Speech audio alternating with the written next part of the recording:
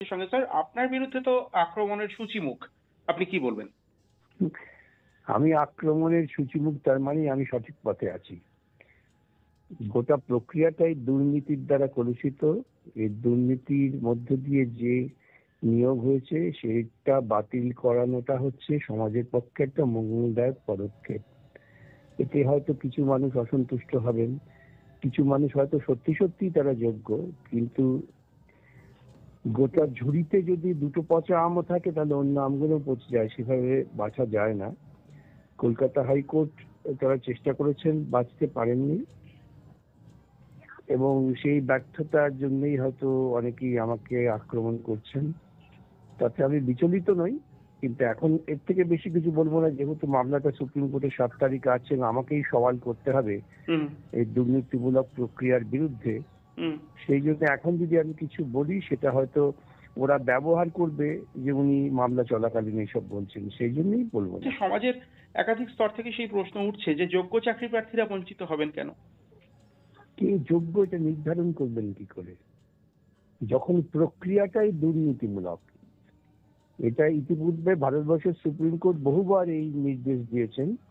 যখন গোটা বিষয়টাই দুর্নীতিমূলক, সেখানে কিছু কিছু হয়তো সৎ আছেন যারা বঞ্চিত হবেন, কিন্তু কিছু করার নেই।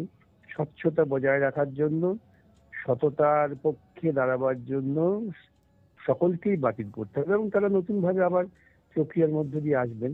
এটা আমাদের দেশের আইন। এখন আমাদের দেশের আইনের পক্ষেই তো কথা বলতে হবে, যতক্ষণ না আইনটাকে আমরা বেআইনি বলে নির্ধারণ করছি। পরবর্তী নিয়োগ প্রক্রিয়ায় সৎ পরীক্ষার্থীরা আবার বসতে পারবেন তো? নিশ্চয়ই তারা বসতে পারবেন।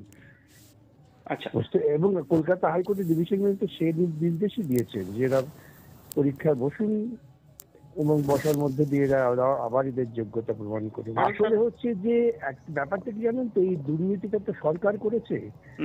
এখন ওরা বুঝতে পারছেন যে সরকারের বিরুদ্ধে মানুষের ক্ষোভ উগড়ে পড়তে পারে, সেই জন্য সরকারি পক্ষ থেকে কৌশল করে এই ধরনের একটা প্রচার চালানো হচ্ছে, যে প্রচারটা আপনাদের মনে হচ্ছে আমার বিরুদ্ধে। আমার পরিষ্কার কথা হচ্ছে, সমাজটাকে দুর্নীতি মুক্ত করতে হবে। দুর্নীতি মুক্ত করতে গেলে পরে আমাদের আন্দোলনের সূচিমুক্ত থাকবে যারা দুর্নীতি করছেন তাদের বিরুদ্ধে।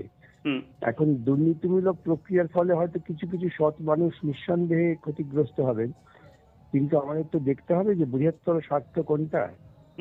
বৃহত্তর স্বার্থের কথা ভাবতে গেলে পরে যখন নিশ্চিতভাবে আমরা বলতে পারছি না কে দুর্নীতি করেছে, মানে দুর্নীতির ফলে কে সুযোগ পেয়েছে আর কে দুর্নীতি সুযোগ পায়নি, এটা বাছাই করা খুব কঠিন হয়ে যায়, তখন আমাদের দেশের আইন বলছে সবটাই বাতিল। কলকাতা হাইকোর্টের ডিভিশন বেঞ্চও সেই রায় দিয়েছে। সুপ্রিম কোর্টের বিবেচনা হচ্ছে, সুপ্রিম কোর্ট যদি মনে করেন যে না, তারা মনে করছেন যে এদের মধ্যে পার্থক্য করা যায়, পচা আম আর ভালো আমের মধ্যে পার্থক্য যদি সুপ্রিম করতে পারেন করবেন, সুপ্রিম কোর্ট যদি করেন তাতে তো আমার আপত্তির কোনো কারণ নেই। একেবারেই তাই। কিন্তু করবেন কি করে?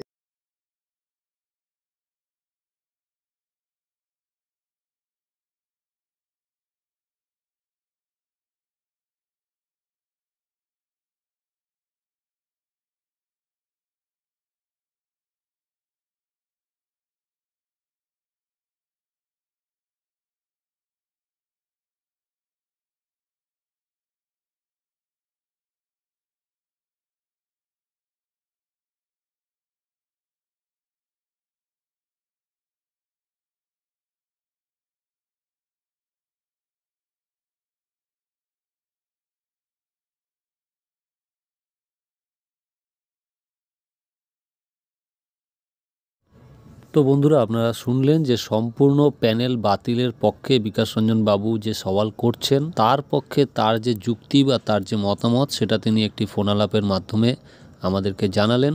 এবং আমরা সকলেই এই জিনিসটা কিন্তু বুঝতে পারছি যে দুর্নীতি রয়েছে, কিন্তু যদি সুপ্রিম কোর্ট কোনোভাবে সেগ্রিগেশন করতে সক্ষম হয়, এবং সেটা কিন্তু যথাযথভাবে সেগ্রিগেশন করতে হবে, তাতে যদি 1% বা 2%ও যদি সেখানে কোনো রকম গণ্ডগোল থাকে বা কোনো রকম ডাউট থাকে, তাহলে কিন্তু সেটা সঠিক সেগ্রিগেশন হবে না, এটা আপনারা সকলেই জানেন। তো 100% সঠিকভাবে যে সেগ্রিগেশন সেটা যদি সম্ভব হয়, তাহলে অবশ্যই পুরো প্যানেল বাতিলের কোনো জায়গাই থাকে না। তো বিকাশ রঞ্জনবাবু যেটা বলতে চাইছেন সেটা হচ্ছে যে 100% সঠিকভাবে সেগ্রিগেশন করার মতো সুযোগ এখানে নেই। তার কারণ নানা রকম দুর্নীতি হয়েছে এবং সমস্ত দুর্নীতির জট খোলা এক প্রকার অসম্ভব, এইরকম তিনি মন্তব্য করতে চাইলেন। তো তার বক্তব্যের সমর্থনে তিনি যেটা বলতে চাইলেন সেটা আমরা সকলেই শুনলাম। এখন দেখা যাক যে আগামী 7 তারিখে কি হয়। তার কারণ এই যে 7 তারিখে হিয়ারিং হবে তার আগেই এসএসসিকে চাপে ফেলার জন্য যারা যোগ্য চাকরি প্রার্থী বলে নিজেদেরকে বলছেন তারা সকলেই কিন্তু একত্রিত হয়ে কলকাতায় বিরাট আন্দোলন করছেন। এবং সবথেকে দুঃখের এটাই যে এই যে আজকে বর্ষ শেষের যে রাত, এই দিন আপনারা সকলেই জানেন যে একটা আনন্দের উৎসব হয়, অনেকে পিকনিক করে, অনেক কিছু ব্যাপার, কিন্তু সেইখানে তারা তাদের সমস্ত পরিবার পরিজনদেরকে রেখে তারা যে এই ধর্ণা মঞ্চে এই ঠান্ডার মধ্যে তারা অবস্থান করছেন, এটা কিন্তু সত্যিই দুঃখের। এবং সব আরও বেশি দুঃখের যে সত্যি সত্যিই তো এদের মধ্যে অনেকেই যোগ্য আছে, তারা কেন এই কষ্টটা তাদের পোয়াতে হবে আজকে, সেই দোষ কিন্তু যদি বলা যায় তাহলে কিন্তু রাজ্য সরকারকেই দিতে হবে। কারণ তাদের গাফিলতি, তাদের ভুল, তাদের দুর্নীতির কারণে আজকে এই সব যোগ্য ক্যান্ডিডেটরা কিন্তু নানা মানুষের কাছে কটু কথা শুনতে হচ্ছে, তাদের এত অসহ্য যন্ত্রণা পোহাতে হচ্ছে এবং একটা দুশ্চিন্তার মধ্যে তাদের দিন কাটাতে হচ্ছে। তো যাই হোক বন্ধুরা, আশা করব সকলের জন্য যেন ভালো হয়, নতুন বছর যাতে ভালোভাবে কাটুক এবং এই মামলাটির একটা সুষ্ঠু সমাধান হোক। তো আগামী 7 তারিখের দিকে আমাদের নজর থাকবে। তো বন্ধুরা সবাই ভালো থেকো।